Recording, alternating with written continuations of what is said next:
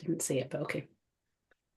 All right. Well, hello and welcome to Last Monday Marketing Chat. How are you doing, Paige? It's the week when Um, you're finishing up all your fall projects. yes, I'm sure all the photographers out there right now are tired like I am and ready for Thanksgiving and a good long sleep in. Some time off. I think you probably deserve it at this point. Yes. Yeah, Um, exactly.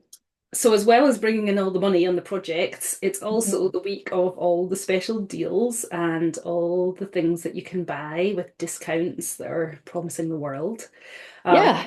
yeah. Well, and that time of year where most photographers have a little bit of extra spending money, but we're also trying to spend a little bit of extra money before the end of the tax year. So it's kind of a nice way to start thinking about these things that could potentially make a big difference in your business by putting a little bit of money out there or, starting 2025 right. So we just wanted to take some time to talk about some of those things, right? Yeah, definitely. Well, and I have some ideas, but mine are not very photography related. So let's start with your big purchase. Yeah. Well, my big purchase this year was a new camera Ooh. because unfortunately, and I guess fortunately and unfortunately, I needed a new camera because mine had put in almost 4 full years of heavy duty hard work and it was starting to show some signs. I was getting a little bit nervous. It was gonna die in the middle of a session. So um I was excited because I moving all my bank accounts over to a credit union this year, which is a whole thing on its own, right? But I needed a new credit card and I needed to buy this camera. So I was trying to figure out how am I going to do this? Am I going to put it on my old credit card and then pay it off, or am I going to get this new credit card? And so I ended up getting a Chase Ink business card. And the reason why I'm telling you this and photographers this is because it was actually like really beneficial when I was buying this camera. So I got the Chase Ink card. They had a deal, which I mean, at the time when you listen to this, who knows what the deals will be. But the one that I got was you had to spend $6,000 in the first 3 months and you got $900 back. Oh, And I was like, I can spend 6 grand in 3 minutes, that is not right? a problem. On camera equipment. So the camera that I just bought is the Canon R3 and it's a $4,500 camera. So I knew that I was going to be around that $5,000 mark by the time all was said and done with the new, I needed some new memory cards and that sort of stuff. So I was almost all the way to 6 grand Mhm. just on that purchase. So right there, I saved myself $900 just by opening this new credit card that I needed for the business anyway. So I was excited about that. Yeah. And then right now, Adorama Camera has a deal with VIP perks where you get 5x the amount of money you spend times five in points until the end of the year if you're a VIP member. So the VIP membership's like $39 right now. It's on sale too. I think it's normally $49. And so I got all these extra points for buying my big camera. And then I'm going to buy a new lens that I don't need. The theme of this is wants versus needs, right? I don't need a new lens, but I want one. But it counts as free. It counts as free. So exactly. This is what I tell myself. So anyway, so Adorama has this great deal where if you buy things through them right now, you get 5 extra points and then you can use those towards future purchases. And so I basically ended up getting $900 back on my new credit card that also doesn't have, yeah, I don't have to pay it. I mean, I will pay it, but you don't have to pay it for a full year because it's got 0% interest for 12 months, which is pretty sweet. And then I got $225 worth of points to use Nice. towards cameras, or, if you needed Things. memory cards or batteries or whatever, you could use it towards that. So that was my big, big purchase this year. And I feel like pretty good about it because I felt like Yeah. I, You made it I've been work. able to system a little bit, Well, which is, and we're definitely not financial advisors, but I would say no. that one of the things that we both learned as we were growing our businesses and taking them more seriously was separating out your bank accounts. And we'll talk about Oh, this yeah. more in more detail, probably in the Christmas edition, but having a separate bank account and allocating the money that you spend on business purchases and knowing that it's coming in from the income that you collect from selling your photography services.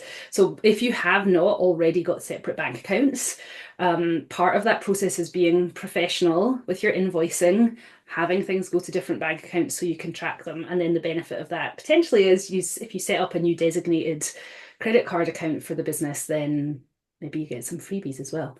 But it's definitely worth thinking about untangling. And we both started with very tangled finances, but untangling the finances to be sure that your business is just it's one thing. And when you do that, Yes. everything about how you invoice your clients and how you deal with financing looks more professional at their end as well. Yeah. See, you're like the voice of logic. I'm like, ooh, buy a new camera. And Jill's like, but buy it smartly. Well, yes, I was going to say it's not changing the plan to buy a camera. And obviously, a camera is a huge investment in itself in terms of numbers, but also your whole business basically runs, I mean, on the camera is a huge part of that, right? So if you're thinking Yeah. right now, oh, my camera is like 2 to 3.5 years old, if you're listening to this, planning out and thinking about the fact that you might need to make a new purchase in the next business year of a camera is you need to think about that from the business point of view, not just, oh, I need a new camera, but also this is a business expense. So yeah. Yes. Yeah, absolutely. So with the camera, of course, comes all the other equipment needs. So I think that as a newborn photographer, like I think as photographers in general, we think we need like all these things. Like I just said, like I want a new lens. You don't really need that much, particularly if you only shoot newborns and you only shoot them in the studio, you Yeah. need one camera, one lens, maybe a backup camera. You know, backup cameras are always good, particularly when you're working with a subject matter like weddings or babies where you can't really go back and redo it Hmm. if something goes wrong. Um, so maybe a backup camera and your actual camera, but really you need a 35 millimeter or 50 millimeter or a 24 to 70 would be like the kind of the key lenses that most newborn photographers use. I like my 35 millimeter Sigma Art. It's my favorite. Um, and maybe a macro lens. We could argue that maybe a macro lens. And then a flash, unless you shoot natural light, in which case you don't need a flash. Don't need But that. other than that, like there's not really like equipment, I Yeah. think that you can get bogged down in well, I must have all these things to be able to be successful, but really you need a camera and a lens. Like use Although, natural light if you can't afford the flash, yeah, yeah, there's buy ways some nice around diffused it. curtains if you want instead. Although, shall we talk about your client closet? I Did you buy anything for that this year? did. I did. I bought myself a new reclamation dress because they're my favorite. Um, and I bought a pink one, and then I was laughing to myself because I bought pink thinking I didn't have very many pink options. And then You have so I had many. I had a client that wanted pink. And so I tend to pull all the colors that are kind of within that palette they want and within their size range, rather than bring everything upstairs and have them be overwhelmed. I like to bring my selection that's kind of close to what they want up there. And I was laughing because I had so many pink dresses. I was like, I just bought a pink dress because I needed it. Oh well. So yes, there's some frivolous purchases of that nature that definitely get in there. And then I would argue that like newborn outfits and headbands and wraps and that sort of stuff can be in that same realm of like you don't really need this, but it's nice to have fresh. And it's nice to have lots of options for your clients. If you're starting small, of course, you could just do like the neutrals, have a nice a couple colors of tans and taupes and browns and whites and creams and maybe some grays. So you've got all your neutrals covered. And then maybe I tend to go pinks and greens rather than blues and pinks. But I mean, well, I definitely have a lot of blues too. So I just Yeah, you have all the colors. But I think yeah. this is one of the things when I was writing some of the emails for our email workflows that we sell yesterday. And I think that if you have a few pieces like this and you're just starting out, don't forget to tell clients that that is a benefit of the Yeah. service that you offer. So when we write the full email workflows that explain like the emails you would send to clients at all the different points you need to send them things, it includes sections about that you have a client closet and what that means. Now we write it at the biggest option, but don't feel afraid to say that you either have client clothing or baby clothing, or you don't have to call it a client closet if that feels too much for you. But do point out to them that if they come, you have certain pieces that might help tie their outfit Yeah. Well, together. and I think that being very clear about that, whether you offer it or not, is really important because I just had somebody last week that I had done a like an auction giveaway sort of thing. It was a fundraiser. And so she had come in off that fundraiser and she wasn't really familiar with my business. And so she called me a couple days before and she's like, "Oh, I'll go to the store and get something for the baby to wear." And she'd gotten all of my like emails and client communication, but she clearly just didn't read it Mhm. because she was under the impression that she had to provide everything. So I think it's, and then I explained it and we were good, but I think it's really important to let people know. I know a lot of newborn photographers get annoyed because parents will show up with like some crocheted lion outfit or something that they're like, I don't want to shoot that. And they get all annoyed that this family has brought it. And I think that like when you're really clear about what you provide or not provide, that stuff becomes easier because I very, very rarely have anyone show up with anything anymore because all of my stuff has, oh, like this is what we're gonna wear. This is and most people wear my clothes for like the whole family Mhm. because they see it as such a like perk. Like that's why Yeah. we're hiring her. Like I don't have to think about what to wear. I just show up and Because she think has about everything.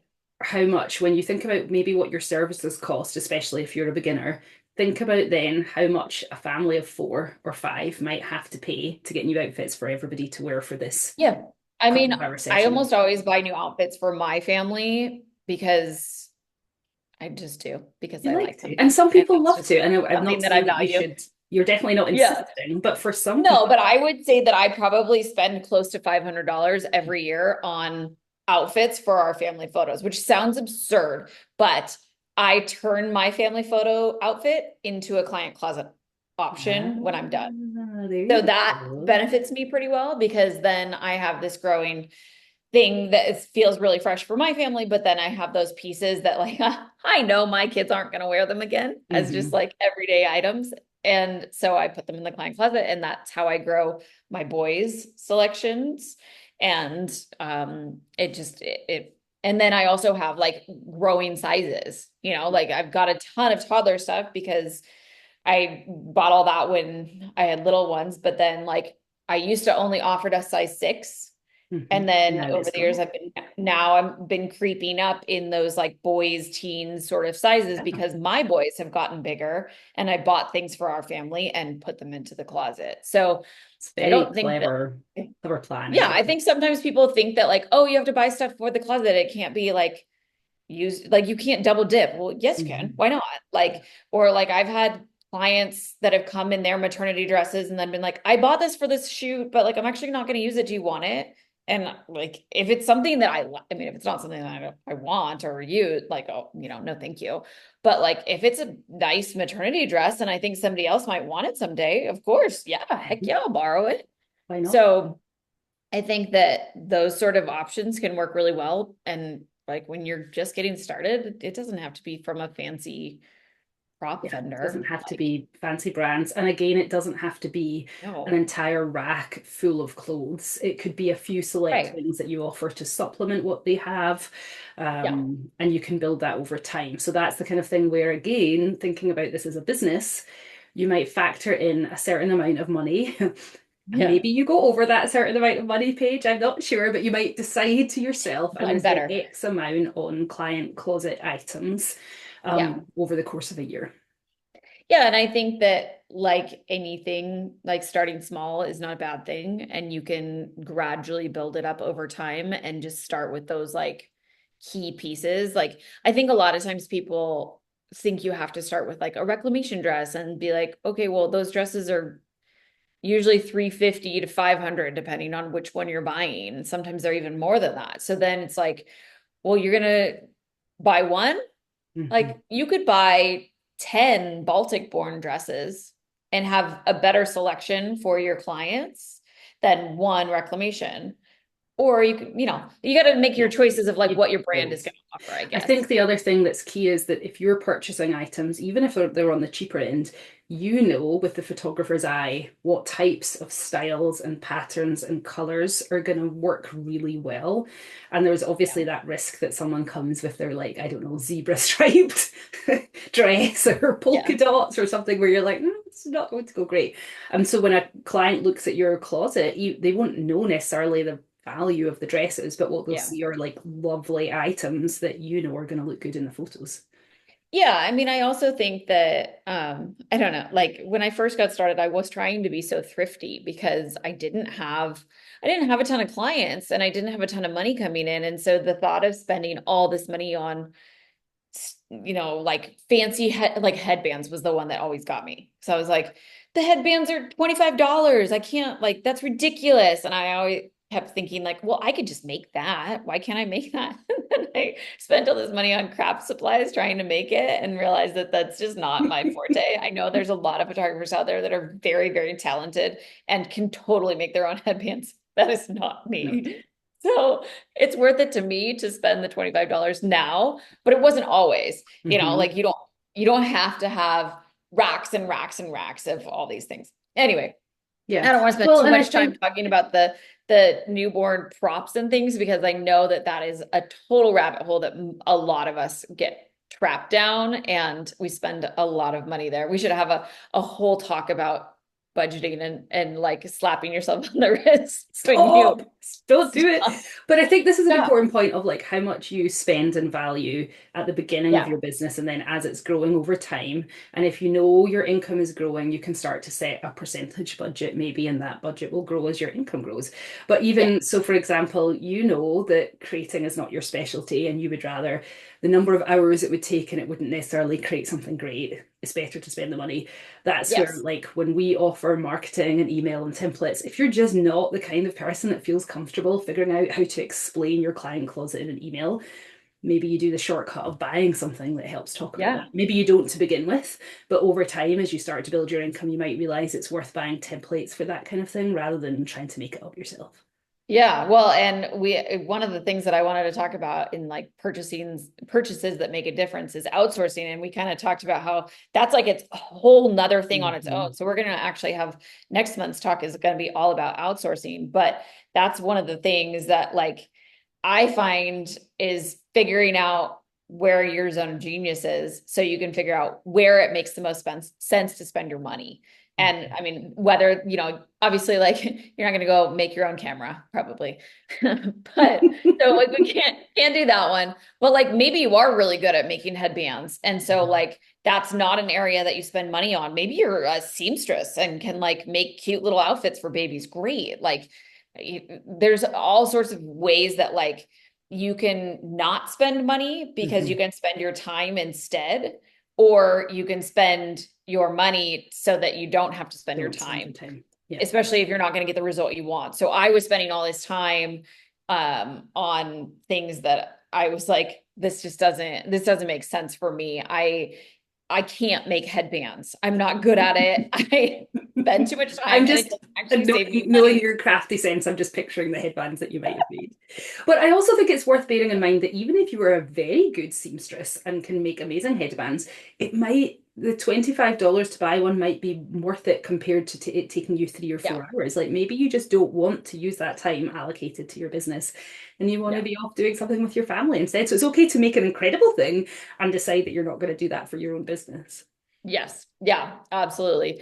But I think that there are some tech things that can make a huge difference in like, spending a little bit of money so that you can get a lot of time back. And so, one of the big ones, of course, is your CRM, Mhm. which do you still use HoneyBooks, Jill? I'm in the middle of moving. So we should explain what a Oh, CRM is first for those people who yeah. don't know. It's a client relationship manager, which is basically just a system where all in the one place you can send invoices, proposals. Sometimes your client can manage things so that I've just moved to Moxie, which is my new version of Oh, Honeybook, and there are client portals there where you can hold documents because that's more the kind of thing I'm dealing with, so that the client can upload documents and I can upload drafts. And you can email your client within this. So it means they're not, if you're still at the point where you're a jill.photographer1247 at gmail.com. Once you move to a CRM, you have a much more professional looking like email and way of communicating with your clients. So Yeah. yes, client relationship managers usually cost on a monthly basis, some sort of amount per month. But the benefit is everything's housed in the one place and it's so much more professional looking. Yeah, I used to lose emails a lot. And then once I started using a CRM, like all that got sorted. And then also like payments, like getting paid. Have you been paid? Where's this person at within their process? Like Honeybook is very much a pipeline type CRM.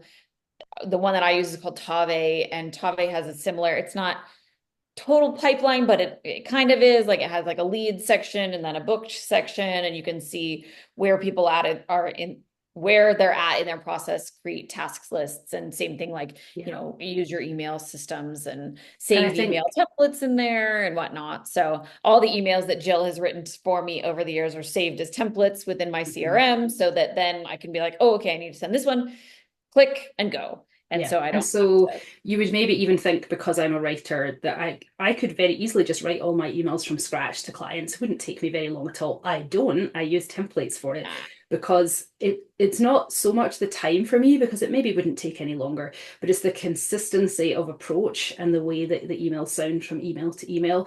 And usually in a CRM, you can auto prepare it so that if they send something, your response goes out immediately, or you can set it to send at a certain time. And I think in that losing email perspective, all the emails and documents that are to do with one client sit in the one place. So you can be like, I'm dealing with this client, and you go into their space and you find everything that relates to them. Yeah. And I think most of the people that we're talking to here are kind of solo photographers. They're not working with huge teams. But in the past, like I have had VAs and I've had studio managers, I've had associate photographers that need to get in and see where people are at certain stages. And so it's not just me. And if you need somebody else to be able to know what's going on in your world, it's much easier to hand over the keys to your CRM than it is to be like, here's my email, hope you can figure it out. Yeah, right. So, somewhere in the my Gmails, notebook. right among all the Black Friday specials and the emails about the school for the kids, and like, but somewhere in there will probably be an email from that client.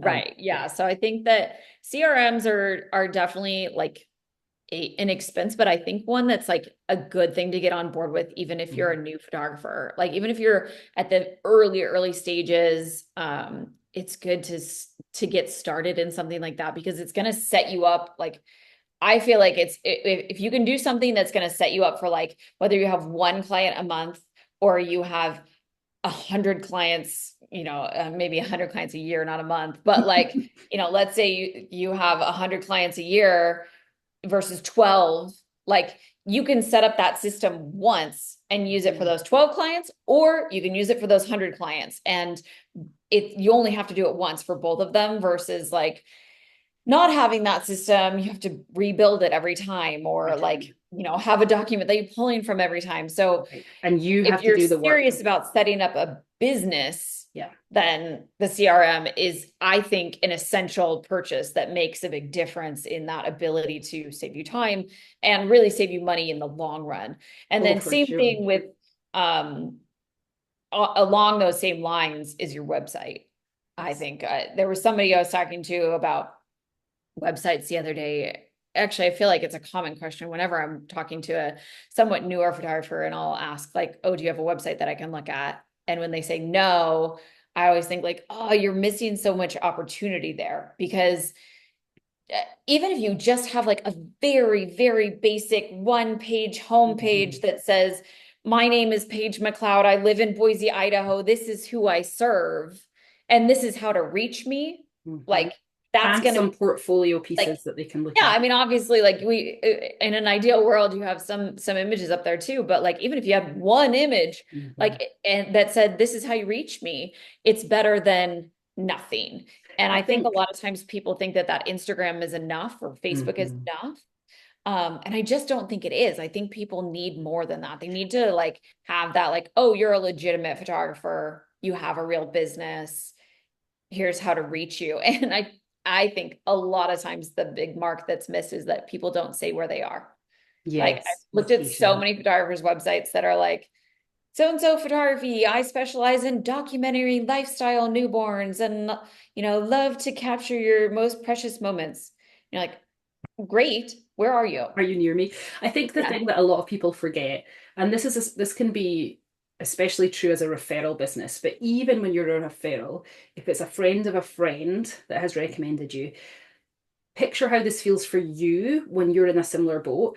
People want to go and dig around a little bit and learn about you and figure out if they can trust you before they have a conversation. And that Yeah. digging around, sure, it might start on your Instagram, but after you could be anyone on Instagram who's put up your pictures. Now, sure, you can be anyone putting up a website, but it's that extra level of connection. Everything sort of sounds the same. It's like a double check that the thing that's on Instagram is the same as the thing that's on Facebook maybe, and then the same as the thing that it says on the website, and then the same as the thing that the person who recommended you said. So now there's four places that Yeah. have been like, yep. It's not like one of those kind of cardboard cutout houses you see in like spaghetti westerns where it's just the facade but there's nothing behind it. A website is a backup to your other things that confirm that Yeah. you really are a business and that you are who you say you are. And if Yeah. you think about then, if somebody doesn't know anything about you and they've come to your website, what do they need to know? Now, they might want to know a ton of things. All they really need to know is you are who you say you are, where you are, like, do you Where are come? So for you? you, it's like I'm a studio, you come to me.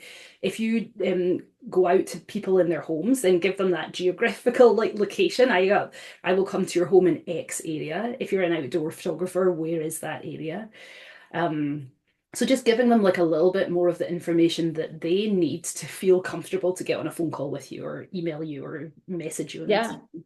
Or like, yeah, and I think that they can also like either decide that you're the right photographer for them or decide that you're not the right photographer for them. Both are good things, right? Mhm.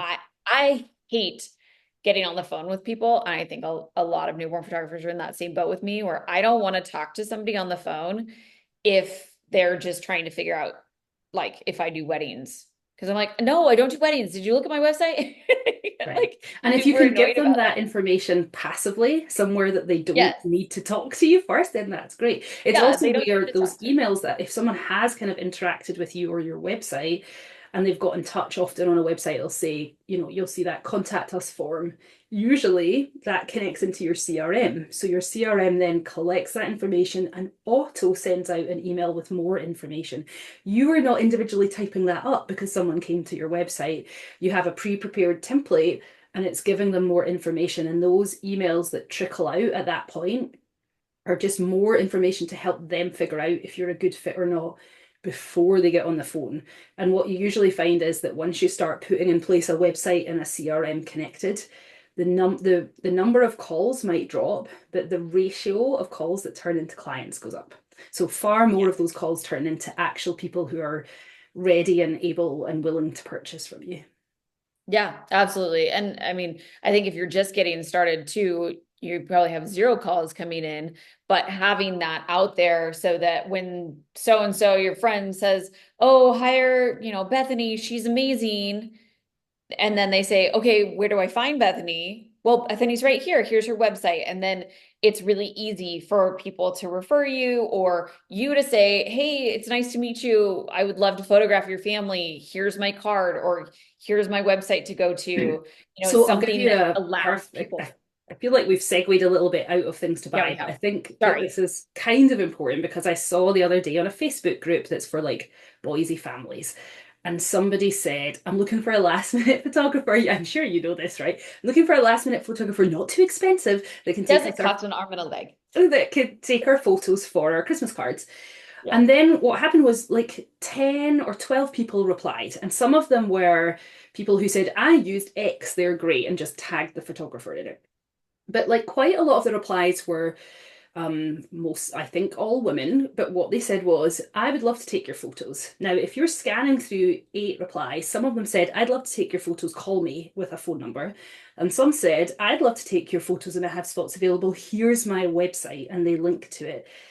if I was that person, I would be checking all those websites out, Heck and yeah. then I would be calling those people because I already got a sense of what I was going into, not just calling some person blind off a Facebook Yeah. post with no idea if I liked their style, if they were a good photographer, if they had space for me. Like I would always be picking the ones that tag their website. Yeah. I think it's just a credibility thing. It's like you're legit, you know what you're doing. You're double checking that, yes, this person does offer what I need, and this is how I can get a hold of them. And then usually double checking at least that there's like a starting price on there so that Mhm. they can know that they're going to be in the right ballpark. I mean, mine does not say like the full all of my packages, but it does say starting price so that people know that they can like eliminate themselves if they're like looking for that $200 all-inclusive photographer. They are going to know that I'm not the right fit for them. Yeah, So, and then they won't call, hopefully, because there's right, just yeah, no point in that conversation continuing. I think all of these things, it's like the purchases that make a difference are the ones that save you time or money. And a website is going to save you time and money because they're going to, one, be able to find you, and two, be able to either like know that you're the right fit and therefore book with you and make you money, or Or not call tag you and not waste your time because they're not the right fit. and So saving you time. Yeah, yeah, I for sure. think, in my personal opinion, a website is an absolute essential. A CRM is a second place. Like, yeah, get both. But if you Mhm. can only afford one, get the website first, Yeah, and yeah, I would agree. then get into your CRM. But and then the third thing that I think is right there with these things is your gallery delivery system. Because even if Mhm. you're a in-person sales photographer like I am, you're usually, I mean, I guess on a very rare occasion, people just don't sell the digital files ever. But I think that that is an extreme rarity. Like usually, even an IPS photographer is selling like a complimentary matching file, or they offer some sort of digital package of some nature, right? So you have to be able to get them their images somehow. And Dropboxes, Google Drives, like, yeah, they work. And if you're doing a couple sessions a year, like for friends, that's totally fine. Like there, I don't think that there's any real reason to spend the money on a gallery delivery system if you just don't do that much volume. But if you do more than, let's say, one or two sessions a month, I do think it's worth it to have something like Pixieset or PickTime or any of the, ShootProof, those gallery systems that can allow you to have a place to store those images. Even if it's for your own personal, more so than it is to get them to the client, it allows you to have all of that in one place. And there's different price points depending on um, how much storage space you need. So I'm pretty sure PickTime offers a certain, I think all of them offer a certain amount for free. So I was doing something for a family member. I can't remember what it was. Oh, I had pictures from Africa when we went on our big Africa trip, and I needed to put them somewhere. And so I got a new subscription and just put that one album in there. Mhm. And like, so I didn't have it on my Pixieset. I can't remember why I did it that way, but for whatever reason. So you can get those memberships that are actually free. And Mhm. then if you like it, you can upgrade and do more. You also could like deliver a gallery, delete said gallery, deliver a gallery, delete the gallery, and like continuously work with a free account like that if you really are like so low volume that it doesn't make sense to spend the Yeah. money. And again, But there's time involved there because you have to remove it before you add the next yeah, one. But you may be at a point where that the time is better that you spend the time than the money. And if that's and as I yeah, think that's as long as you know that's the equation that's going on in your head of is this about time or money? And maybe you're fine with it because it's not that often. But if your business is then building, you might realize that actually the time I have to spend removing things out of the gallery every time is just it's not worth it anymore compared to the cost of going yeah. to the Well, next and one. if you're needing to back them up somewhere else and you're spending money on some other backup system, Still like I mean, costs. there's lots of factors there that depending on what your scenario is. So yeah, so website, CRM, gallery delivery system, and then I would argue the next thing would be accounting software, perhaps. Hmm. of like a QuickBooks or a FreshBooks. That's the one that none of us like because we're all creatives and we're like, "Ooh, I don't want to deal with the number side of it or like even be really realistic because I just want to buy a new dress and Hmm. some new newborn wraps." But I think that particularly like this time of year, it's always good to start to think about those things of like, let's start 2025 fresh. Let's, as we talked about in the very beginning, let's separate all personal and business expenses. Let's actually keep track of them so that then when we come to tax season in It's just so much easier. 2026, right? 2025 will be this lovely, like organized thing because you did it all from Yeah. the very beginning of the year instead of crap, I've got 2 days before I got to turn my taxes in and I don't know where all my receipts are and I don't know what I spent. And wow, I actually didn't make any money last year because I Mhm. spent it all. When I started, before I hired an account or bookkeeper, I used to just use an Excel spreadsheet, and Yep. I had a separate bank account for my business, but my PayPal, which I often used to send invoices because I didn't have a CRM at that time, was also our family's PayPal. And so I used to have to go through all the PayPal. And for those of you who are doing this right now, possibly because you buy that way, the name of the company that sells you something on PayPal is almost never the name of the company that you bought from. And I used to It's sit here so for hard to figure out what it is hours. that you bought. Oh, going through Yes, my everyone. accountants, my bookkeepers are constantly like, "What'd you buy here?" I'm like, "I don't know. What I did I don't buy?" know. I have to look it up, figure out Right. who it was.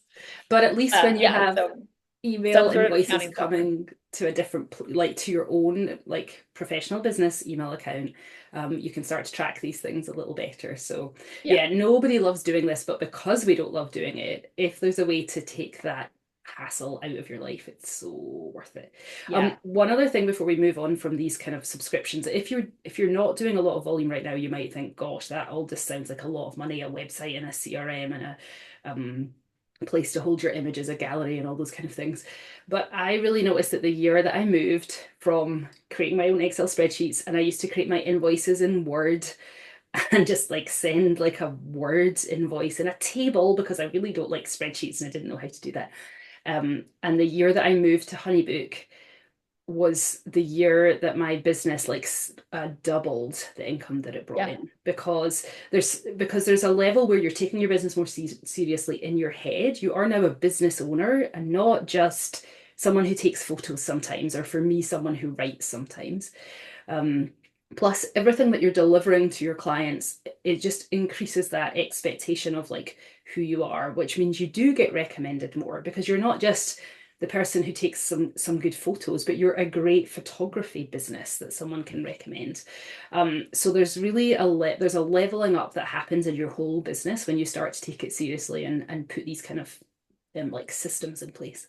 Yeah, I think ours did too. Like the first year we had Honeybooks was 17, and I feel like it made such a big difference because it was just like, oh, okay, let's think about this organization factor of our business, and like, when you have bills like that, you're like, okay, like as soon as I Mhm. committed to rent, I was like, all right, I'm in because now I have this $2,000 thing that like I can't avoid. I can't Mhm. not take clients. I can't just like sit back and hope. I But I have to still be have to active pay. about it because I have bills to pay. Yeah. Yeah, And and so, I do think that that's the same. I remember the first few months.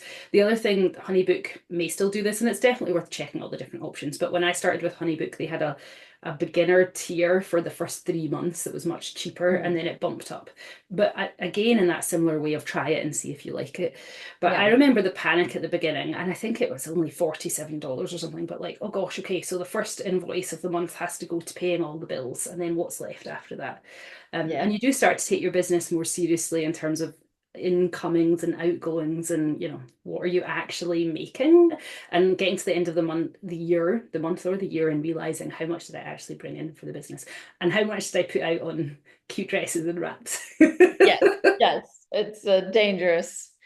Okay, so I think that was all my tech things. And then, oh, I guess the only other tech thing would be like Photoshop and Lightroom. Mhm. And that to me as an editor, that's like obviously like we're paying for that. Um, I don't know.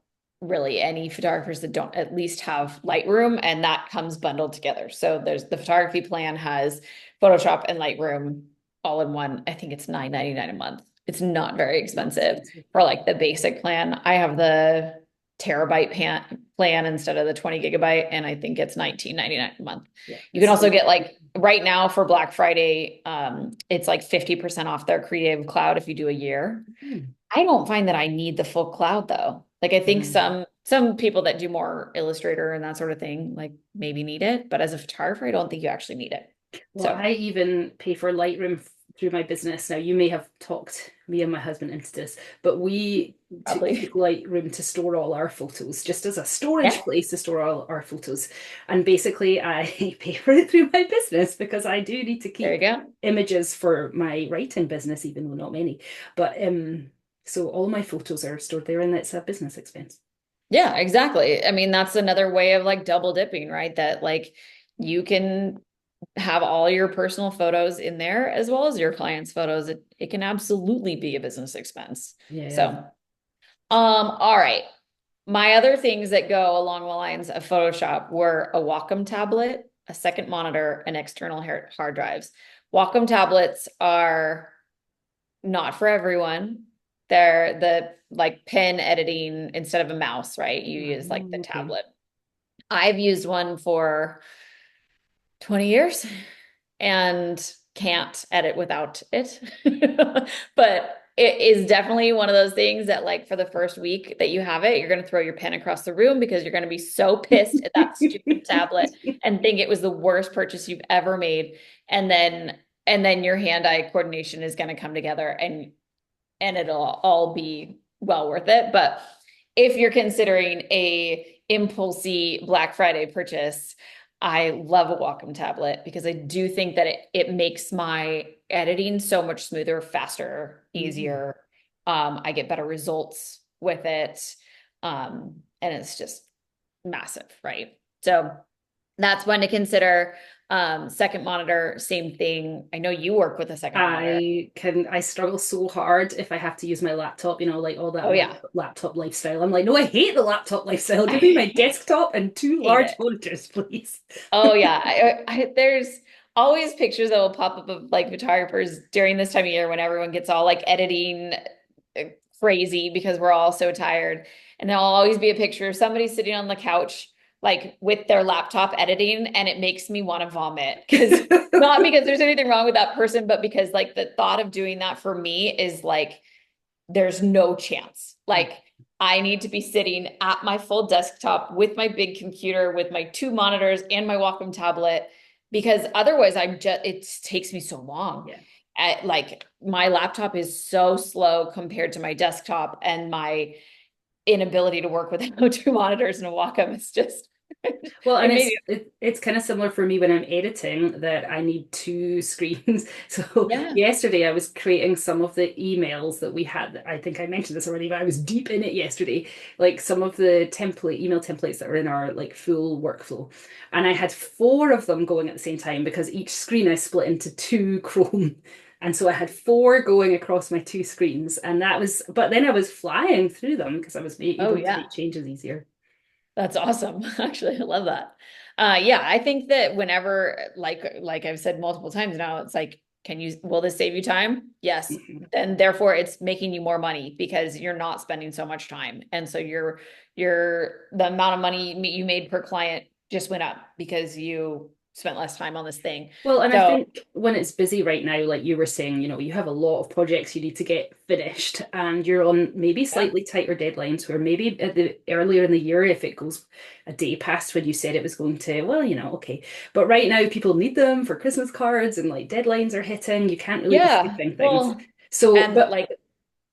sorry, I was just also going to say that if you end up having to work late every night because it's taking you say it's even just taking you an hour longer on each project than it does for Paige. If you're up till 1 or 2 every morning editing because of that, then like how good the editing you're doing is you're potentially like skipping things or missing things, or say you have to then go to a photo shoot the next day, you're just maybe a little crankier. Like all those things add up to part of that client experience and what they're getting. Yeah. And the cost per client. But I was going to say the issue that I had last week is I had so many sessions on my desktop from fall and holiday shoots and all that, that my computer just completely shut down. And I was like, what happened? Oh, no. And it was like, we've run out of memory. And like all these warnings went off and the computer just like shit the bed on me. And I was like, whoa, what's going on? So I had to move all this stuff off onto an external hard drive just so that I could finish what I needed to do. And that was one of those like, it sucked 2, 3 hours away from me because I was trying to fix this problem that I had just become like overloaded. And if I'd been more aware of it, like it wouldn't have happened. But I was so sucked into I got to get this stuff done. I got to upload this one and then that one. And normally my levels are such that like we can just go through the phases and they finish and then they get moved into my backups and they're not clogging it down. But I had so many all at once that my system broke on me. That's terrifying. It was terrifying. I mean, everything was safe, but it was one of those things that like I needed those external hard drives that thankfully I have in spades to fix my problem and be able to keep moving things along. But and then think how much longer it would have taken if you didn't have an external hard drive and you had to run out to the store and buy one real quick. So I think the other kind of mindset issue that goes with when you take your business more seriously, it grows because you take it more seriously. If you make a commitment right now and say, I think my business is going to grow in the next 12 months enough to where having an external hard drive is going to be worth it, a decent like investment in my business, and you buy it at the Black Friday deal, say, which is better than running out to the store last minute. But then you've spent the money on it, and then you have to build the business that justifies the expense that you just spent on getting yourself a hard drive. So it kind of goes in a circle, I feel. Yeah, I think absolutely. It's just one of those like you just have to have it if you're going to be working with clients and all their files, and you have to have some sort of backup system so that you don't lose those files. Yep. So my backup systems are multifaceted these days because I've got, the original card that it was shot on. Like now I have enough cards that I never clear a card until that client is like fully finished, 100%. like all the way through my process. So like I don't need to do it this year because actually that's not true. I do need to do it this year because I just bought this new camera that takes a different type of card. But in the years past, I have bought a lot of memory cards during Black Friday because I want to have plenty so that I don't like to I like to buy small cards, not small, but like I like 32 or 64 gigabyte cards because I generally don't shoot more than that in a single setting. And so I put one session on that one card. One client per. Days like that until they've fully received all of their product and artwork and everything. And then I'll clear it and move it for the next client. But I need enough cards that can sit like that for a good, potentially like 4 or 5 weeks because I need to move through all of the processes of a client workflow. So I've bought a lot of memory cards on Black Friday specials so that I have plenty. And then not only that, but then I bought a lot of hard drives because I put it, like I have my ones that are sitting on my computer and then I have memory card and then I have them on my hard drive that's sitting next to me. And then I also have a backup system that's in the cloud that I pay a monthly fee for that it backs up to that for me so that then I've got everything up there. So it's not on site, basically. Those ones are hard to get out of the cloud if you need them, but it is possible. This might all sound a lot and overwhelming if right now you shoot one family a month or every 6 weeks or something. Well, and it's just not necessary if you shoot one. Right. But I do think that's part of your reputation as a newborn photographer is so important. And if you lost a client's images, you're not getting those back. The baby is it's a different baby 4 weeks later if you go to the family and say, I'm so sorry. Turns out I lost the images. Like that's just a dent for your reputation that really you will struggle with in terms of getting more clients. So yeah, I mean, we can have a whole talk like this about professionalism and the things that you need to be professional. But I think a lot of these purchases are what lead to you being more professional. Yeah. and it, like looking more professional in a client's eyes when you have an actual gallery for them to download from rather than just like, here's a link to a Dropbox or And it's coming from your here's a CRM USB and your, drive that the client then goes like, I don't even have a spot in my computer for this. What do I do yeah, with this? what am I going to do with it? Or you You know? send an email from like jill.hill243 @gmail. Like that just Yeah. doesn't look as professional, and they don't think of you as a photography business or studio. They just think of you as someone with a camera.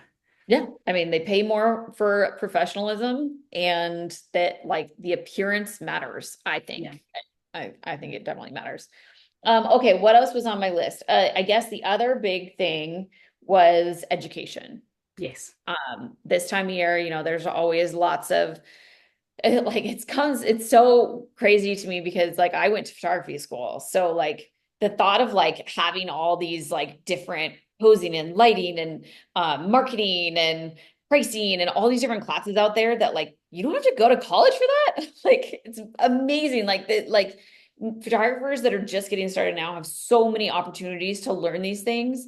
And a lot of them are really inexpensive. Mhm. And so, especially during Black Friday, like there's all these awesome options out there depending on what it is that you want to learn. And like some of my favorites are, I love Andrew Helmich's PhotoBizX podcast. He's amazing. We've both, oh no, you've been on that one, so I've been on that you know one. him.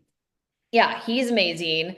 And I think he offers a Black Friday special. But he has a membership. So that would definitely be one thing that I would recommend to anyone, no matter where you're at in your business, whether you're like super advanced and like, well beyond me, or you're just getting started. Like Andrew's podcast is amazing. And he's really good at like talking about all different areas of expertise and like bringing on experts that somebody's talking about like automotive photography and you're like, well, wait, how does that like relate to me? I'm a newborn photographer, but there'll be some like marketing tactic or something that this guy talks about automotive photography. They're like, oh, that's genius. I could totally do that. And Mhm. like, so there's so many little like nuggets of wisdom in every single episode I that think it's also a really worth good way to everything. spot where the holes are. So you might, as Yeah. you listen, you might say, "Oh, this person's come on and they've talked about posing."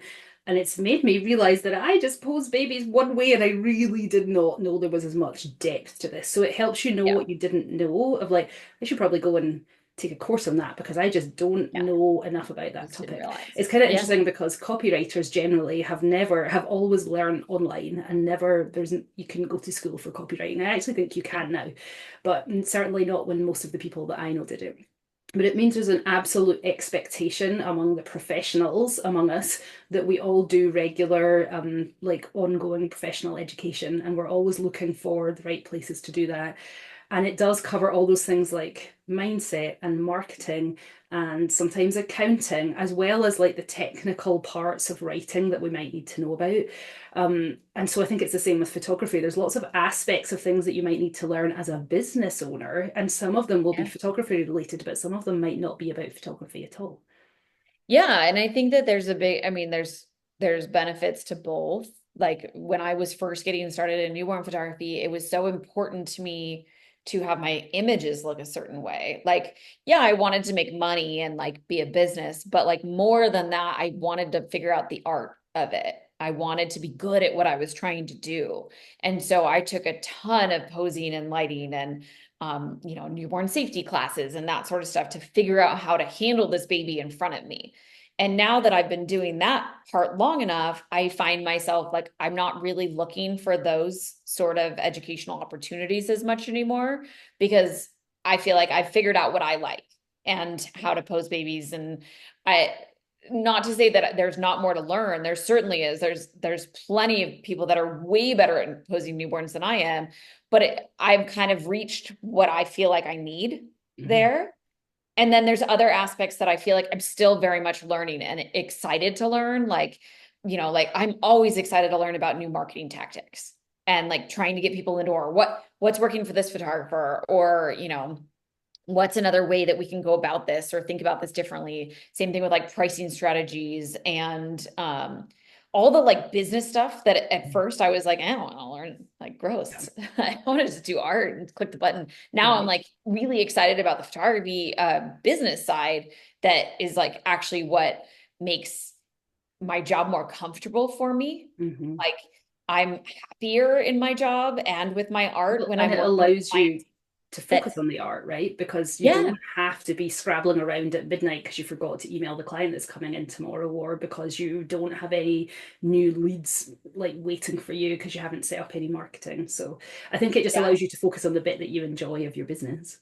Yeah, and I also just think that it like allows those clients to have a better experience and then you don't have the annoying emails in your inbox saying, "Hey, where are my images?" or, like you said, like or you're just getting ghosted by everybody or there's no one that's even ghosting you because no one's coming in because There's you no got one nothing there to go. going, Yeah, yeah. like it's just it makes the experience of being a photographer better all around when you have things like dialed business wise, but it's not like the sexy stuff that you're Yeah. excited about in the beginning that's like, oh, I'm gonna take this posing class and then I'm gonna buy this cute wrap in this basket, like, you know, Well, and the that's way I way more often fun, but way more fun. The way I often think about it is to try and buy from an education standpoint each year one thing that's to do with my technical writing abilities and one that's to do with my business. And I try yeah, and balance it that there's at least one of each because it is easy to I like get that. caught up in just certain kinds of writing skills and classes and then but I need to remember to do all the other parts as well. Yeah. Yeah. I mean, I think that's important, but I think that if you can figure out some of these things that are going to save you time or money, that's the biggest like bang for your buck, I guess. Like if you can take a class that's going to teach you how to make presets that you can then sell, let's say, now like that's worthy of your investment because it's going to bring money back into your business. Or if you can take a newborn photography pricing class that's going to allow you to set your prices for 2025 at a higher rate and be more confident with it, like that's going to be worth it. I've taken all of those classes, I think, at this point.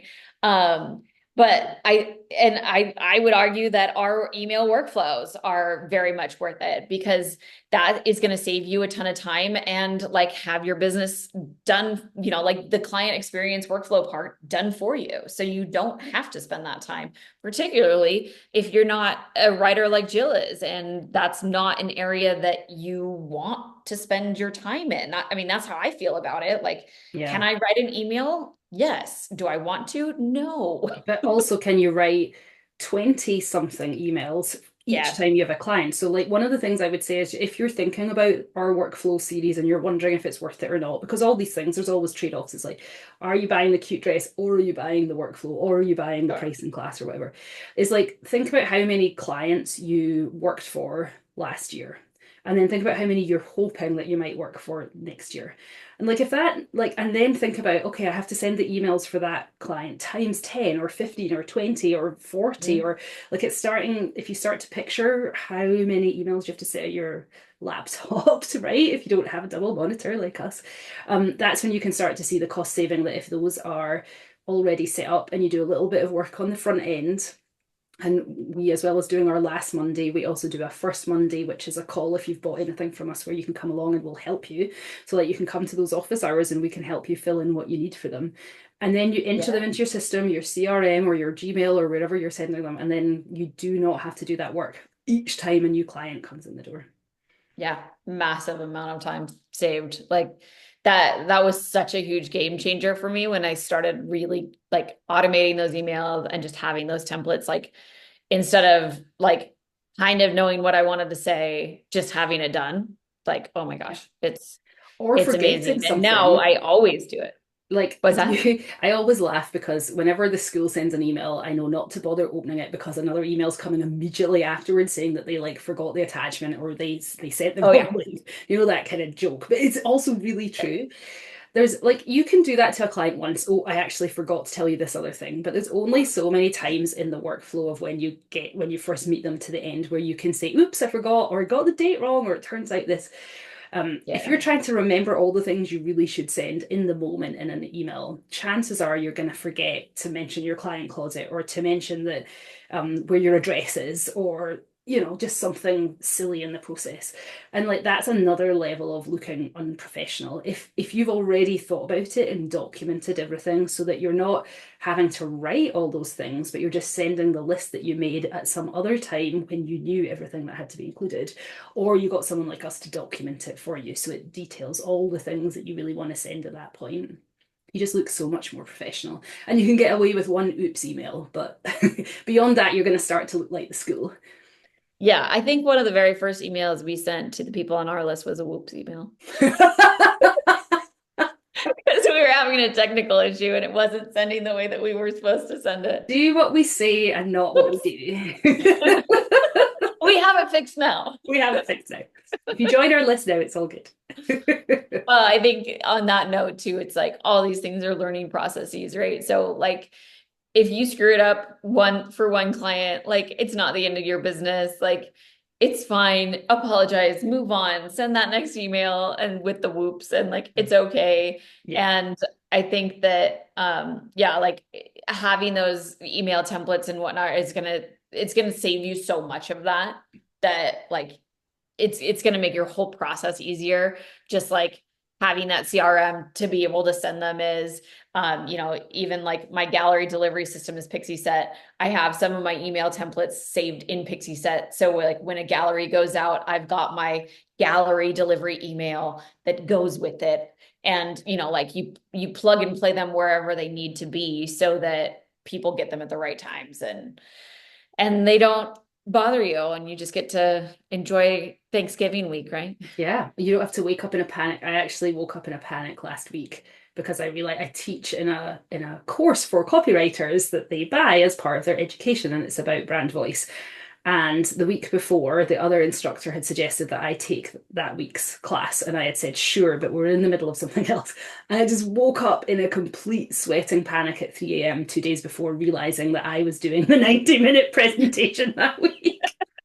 I was like absolute panic, and then it was fine. I'd done it before. I had to tweak it a little, but I couldn't go back to sleep really, because I just kept like having the panic. Oh, do you remember you have to do that thing?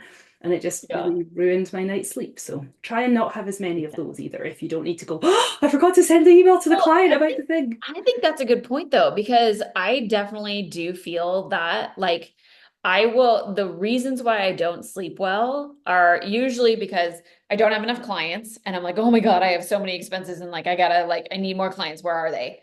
And so then I won't sleep well. And then they all come, like photography goes like this. And so I get in those like deep wells of panic and then I have 12 new clients and I'm like, oh, okay, it's fine. Um, and so that will make me not sleep well. But then the other thing is like that panic of like losing data or like, oh, I have so many clients. Like I don't know how I'm going to process them all. And I'm not going to sleep well because I've got too much in my brain of trying to keep straight. Yeah, trying to And keep it all so in your brain is just a recipe for it's, disaster. it's interesting to think about like what it means to spend money on something though. And then like, is it worth it? Well, if you spent money on this thing and because you had this system in place, you slept better, heck yeah, it's worth it. That's worth every penny. Like if you have something that is helping your brain stay more organized or, like keep you feeling good about yourself when you do hit those lulls of like, okay, let's remember. And the thing that does that is having a business friend like Jill to go, hey, Paige, remember this happens every year this time. Oh yeah. Sometimes I feel like I should send you a text Panic. every like January, second week of January. It's okay, Paige, remember? Okay, Paige, calm Nobody's down. booking photography sessions right now. It's fine. It's not just you. Yes, exactly. Yeah. Yes, but I think that if there is something that you can buy that makes you feel better, it's worth it. And that, maybe that's a level of education that helps you, or maybe it's those emails just being done, or a guide that's just done, or, maybe it's a new camera because your camera is on the fritz and it's making you feel panicky because every session you're like, is it going to break this time? Or a bookkeeper just Um, to take all that financial panic out of the way, and you don't have to worry about it because they tell you what you're bringing in and out at the end of the month. yes. Yeah. And I think that's a really good segue to say goodbye to this month and then hello to next month when we're going to talk about outsourcing. Yes, which will Exciting. be end of December one, but Yeah, realistically, Paige and I are about to go record it right now because we are not we're going going to to go record record it it right at now. the end of At the end of Yes, because December. we want to enjoy our holidays and we hope you do too. Yay. Okay. Thanks very All much. right. See you next Bye. month.